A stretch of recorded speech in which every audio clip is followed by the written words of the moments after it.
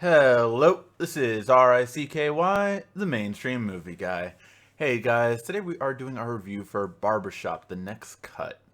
And really, with this movie, it was a pleasant surprise. It was honestly, I thought it was going to be the same old Barbershop, but it really changed dramatically compared to what it was. Yeah, there is the, kind of stage play jokes still there, but really overall, I feel this is more of like the life issues that are actually happening in this movie.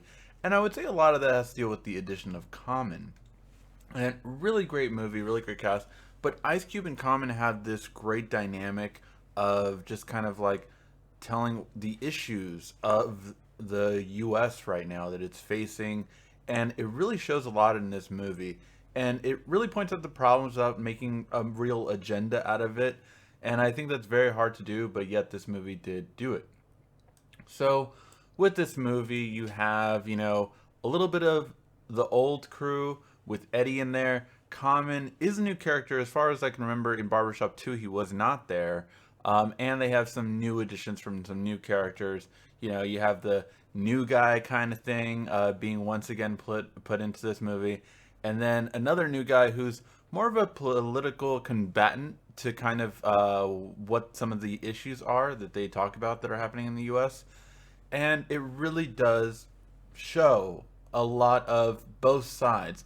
And I like that. I like when a movie shows both sides instead of just showing one side, because that's the issue that I feel a lot of movies with agendas have, is that if you're trying to go for a better tomorrow, show both sides. Don't just go one-sided, because then just it's too easy to see.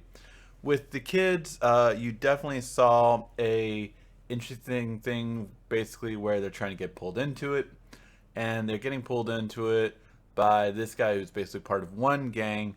And I remember this when I was younger, getting pulled in, and obviously, hopefully they make the right choice, and we'll see that in the movie as it progresses.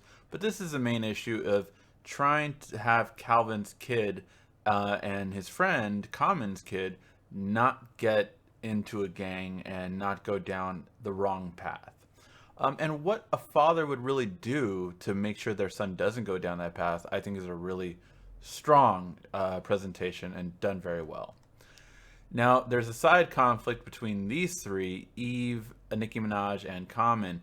And Nicki Minaj was good for this role. I thought she did well for this role. She's a temptress kind of thing. But, she's a real life person at the same time.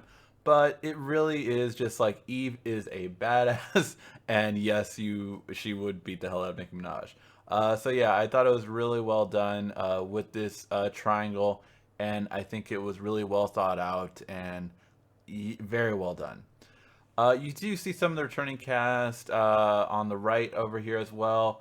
So overall, great movie. I think it's just a really well done movie. And for that reason, I would say, although you might not need to see this movie in theaters, you definitely should see this movie. I think it really brings up a lot of political issues right now that we are facing, and it does it in a very good way. So should you see it in the movie theater? Maybe, maybe not, but you should definitely see it when it comes to Netflix or streaming or on demand. So did you guys see Barbershop? Have you ever seen a Barbershop movie? Quite frankly, it is the best one of the three in my opinion, and I think it's just because it deals with a lot of issues that we're facing today, and I think it does it in a really good way. Let me know in the comment section down below, what do you guys think? This has been RICKY, the mainstream